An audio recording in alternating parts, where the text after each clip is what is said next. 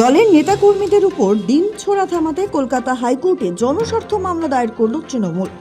দলের দুই বিধায়ক কুণাল ঘোষ, মদন মিত্র এবং 3 সাংসদ অভিষেক বন্দ্যোপাধ্যায়, কল্যাণ বন্দ্যোপাধ্যায় এবং ডেরেক ওব্রায়েনের বিরুদ্ধে পরিকল্পিত হামলার অভিযোগ তুলেছে তারা।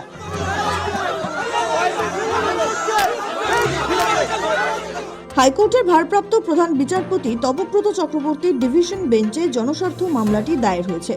মামলাটি দায়ের করেছেন আইনজীবী শীর্ষণ্য বন্দ্যোপাধ্যায়। এই বিষয়ে দ্রুত শুনানির আর্জি জানান তিনি। এর পাশাপাশি রাজ্যের প্রাক্তন শাসক দলের অভিযোগ, দলীয় কর্মীদের আক্রমণ করা হচ্ছে, দলীয় কার্যালয় ভেঙে দেওয়া হয়েছে।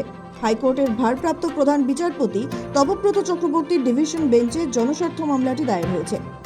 আইনজীবী শীর্ষণ্য বন্দ্যোপাধ্যায় এই বিষয়ে দ্রুত শুনানির আর্জি জানান।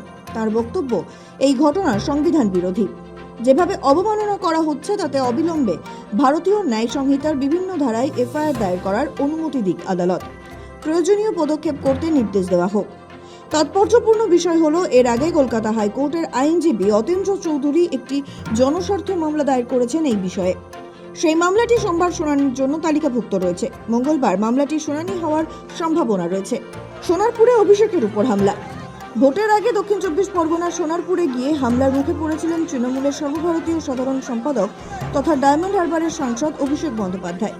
গত 30শে মে সোনারপুরে ভোট পরবর্তী হিংসায় নিহত তৃণমূল কর্মী সঞ্জু কর্মকারের পরিবারের সঙ্গে দেখা করতে গিয়েছিলেন তৃণমূলের সর্বভারতীয় সাধারণ সম্পাদক তথা ডায়মন্ড হারবারের সাংসদ অভিষেক।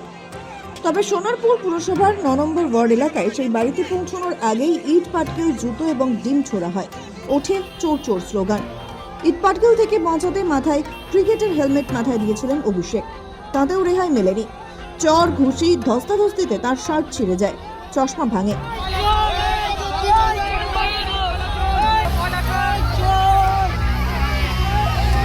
তবে এখানেই শেষ নয়।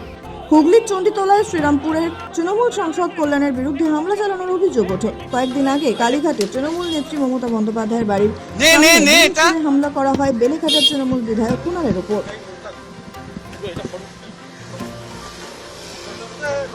চলতি মাসেই নিজের বিধানসভা কামারহাটিতে হামলার শিকার হন মদন। তাঁর গাড়িতে ভাঙচুর চালানোর অভিযোগ ওঠে।